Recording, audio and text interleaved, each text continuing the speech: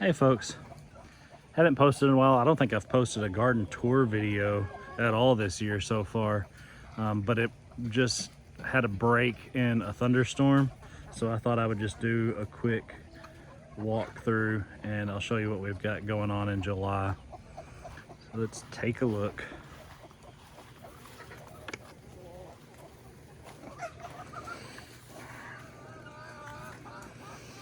Keep the chickens out. There's Miranda, she's working in the garden.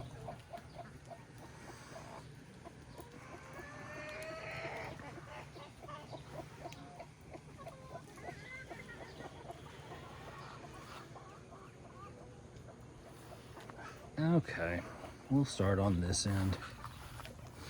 Ignore that mess back there. We're about to build a garden shed. That's what all that lumber is for, and the sawhorses. But it's kind of a mess right now. So this year I decided to try something new with this bed. When I was a kid, my granddad had an onion patch out beside his garden, and I never remember seeing him plant onions. They always just came back on their own. But when I've tried to plant onions in the past, I've had to replant year after year and I couldn't figure it out.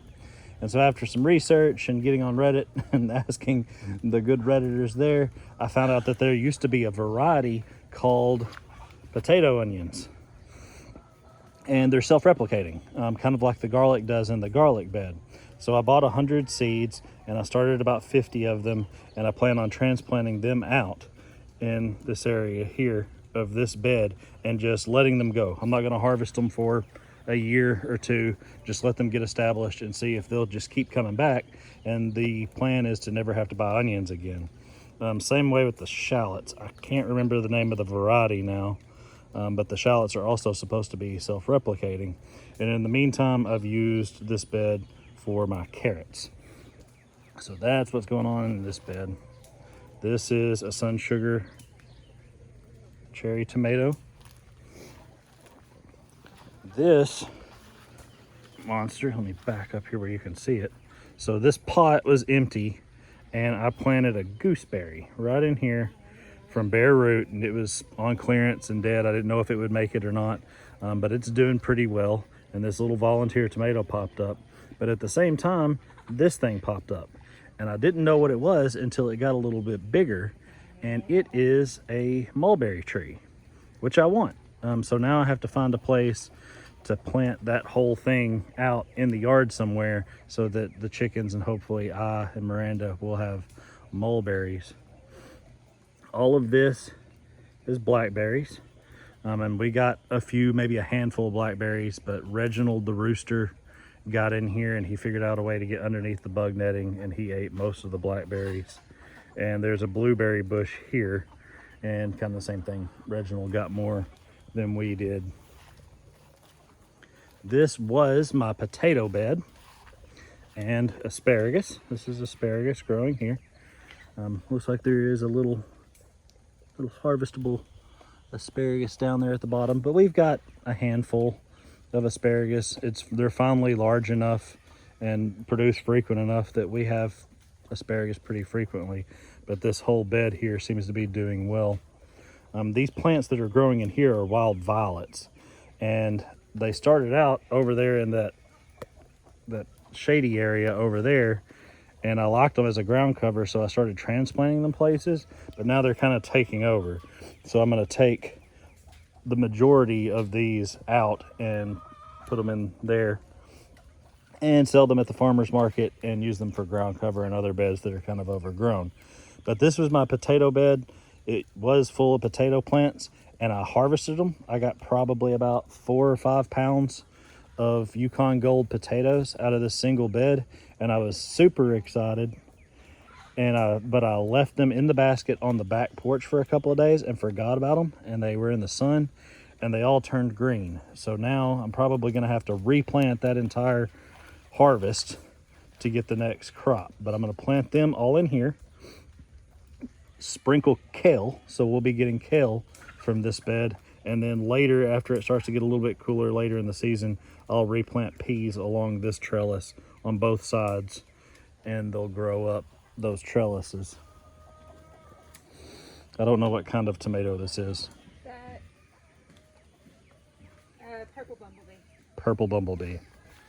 Let's see, they make a really pretty, they're still not completely ripe, but that's the purple bumblebee tomato. They make perfect little garden snacks. We recently brought Celia, Lennon's fiance, came to visit, and we showed her the garden for the first time and discovered that she loves cherry tomatoes. So we're trying to keep her in steady supply. This bed, I planted purple whole peas, and that's what you see growing all in there. And they're just starting to put on. They're supposed to be bushing. They were not, I think, because they're taking over my tomato. Yeah, we had extra tomato plants, and Miranda put them in the center of the bed because at the time the peas weren't growing. I love this tomato, and I finally found it after 2 years of looking. It's a Sunrise Love or something. I finally found one at Home Depot. But so far we haven't had any tomatoes on it, but we've got tons of peas. We have tons of spawning peas. up it. Those are our chives. All along there. It's a 4 o'clock flower. It's all closed up because it's not time for it to open its blooms right now. That's the garlic the garlic bed. I harvested the garlic, but I only got like maybe what, 6 It was bad. I think you forgot garlics. to plant last year. I think I forgot to. I always replant the corms, but they take a little while to get started. But I think I forgot to replant the actual cloves, so I didn't get that many. So I just replanted the entire harvest in here. And do you remember what this flower is, Miranda? I think, I'm not sure. I had a super beana out here that reseeded for years. It looked something like that though. It was planted in a pot over here, but I'm thinking it may have but it usually had, but it had more of these, but that blue, I don't know. It's just, Oh, if y'all know what it is, put it in the comments below. it's pretty. But the garlic will just pop up through that. They won't be a problem. And they make a nice little ground cover that keeps weeds down. These are our dragon tongue beans. Let's see, it's time. This will be the 3rd harvest out of this bed this year. I've harvested gallons of dragon tongue beans from this 5x5 bed. It's been really productive. And then the cucumbers are planted here and are growing up this trellis. Something's wrong with those. But something's wrong with them. They have some blot or something. So we're needing to replant those. They've got a couple cucumbers off of them. No?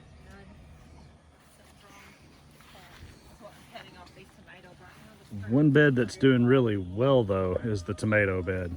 We've had the tomatoes in this bed before, but we usually do a cattle panel across the center and train them up to that. And this year we decided to try something else, and so we put these tomato cages into the bed. We also like that. planted more hybrid varieties this year than we usually do. And then we also trained them onto the cattle panel arches. So they're going up like that. And as they get heavier and bigger soon, I'll run line through the tomato cages to the arches, and that'll help support them. But this bed is absolutely loaded with tomatoes. That's another bumblebee. These are Park Squappers. These are just basic Romas in the middle, San Marzanos, Lemon Boy Plus, early. Yellow. Yep, early girl. This is a black creme. And I think there's another San Marzano and Lemon Boy on the other side. But this is probably the easiest. We didn't overthink the tomatoes this year, and it's been the best tomatoes that we've had in a few years. So. Yeah, we had tomato sandwiches for dinner last night, and they were amazing. They were so good. This is the other side of the tomato bed. There's some volunteer flowers popping up, but did we plant anything at the base of this bed? I have some celosia that always reseeds in it, but that's it. There's some celosia. We scaled back the inner planting a bit because we think that may be part of the reason we weren't getting the yields we wanted. Is I just crammed too much stuff Well, and into yeah, the the beds. pepper bed looks awful right now. It needs rethought. Like, we don't need to do that for next year. This is the pepper bed that she was just talking about. And I did interplant this at the base here. It's all rained down right now, but you can kind of see those are Blue Lake green beans. And this will also be the third or fourth harvest out of this bed. It's a 5x10. And it has produced a lot of green beans. I need to order just some steaks too, because like this zinnia that reseed here, which is fine, but it's fell over and it's over my gypsy peppers. See, they're all in like I need a good steak here. There's my gypsy peppers. Yeah, everywhere you see those little tombstone things, that's where at least two peppers are planted. And these back on the back end, you can see, are producing really well. Those are poblanos and bell peppers. They need steak a little better But the too. jalapenos really haven't started yet. We had some bells. That's the pepper bed. That's another, is that another bumblebee? Yeah. I got them from that nursery. I got a pack. They had several in it. And you can see we just have those in They're my containers. favorite cherry tomato. I don't think I'm gonna plant them again.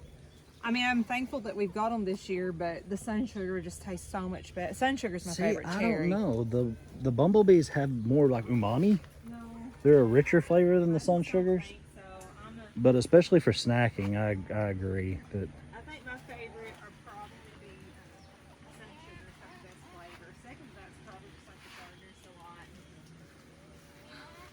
so this is our Malabar spinach. This is probably the best that the Malabar spinach has done. We've got projects laying around. I didn't know if it would work because this bed is completely shaded by the oak tree.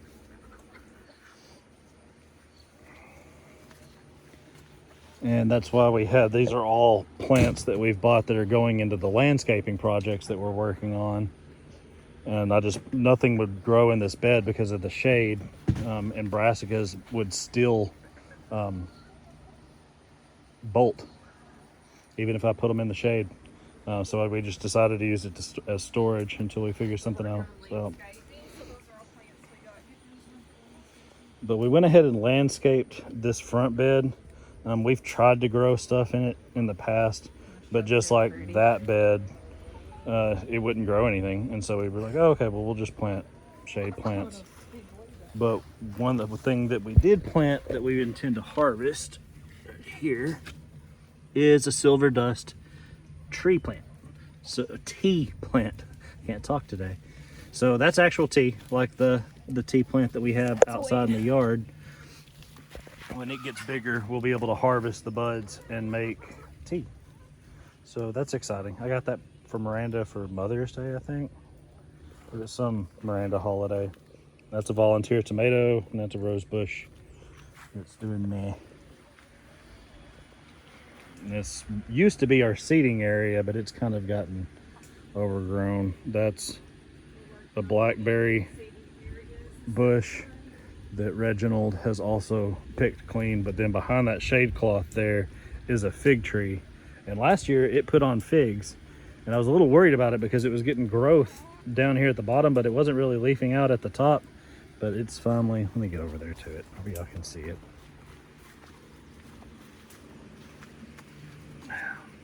It's finally started putting leaves on the top, but I haven't seen any figs yet, so we're still waiting for those. This is our green stalk. Whew, that thing is wild.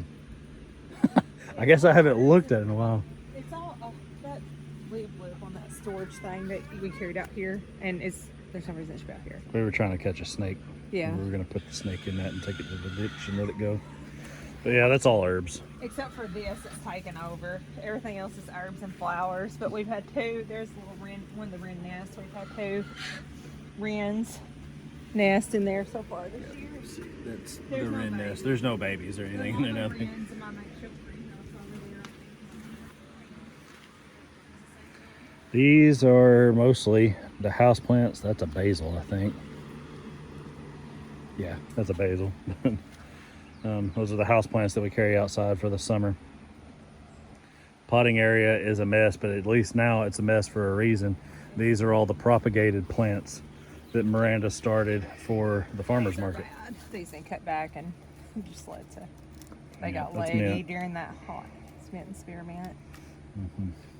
But if you watch our booth tour videos, you'll see a lot of these on the table. This is where they get cared for in the meantime. My succulents are over the green thing. That's the other side of the pepper bud. There's another sun sugar.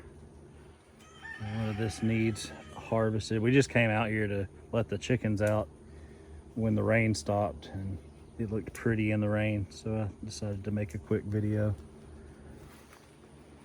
It's a volunteer tomato, and this is Miranda's squash bed.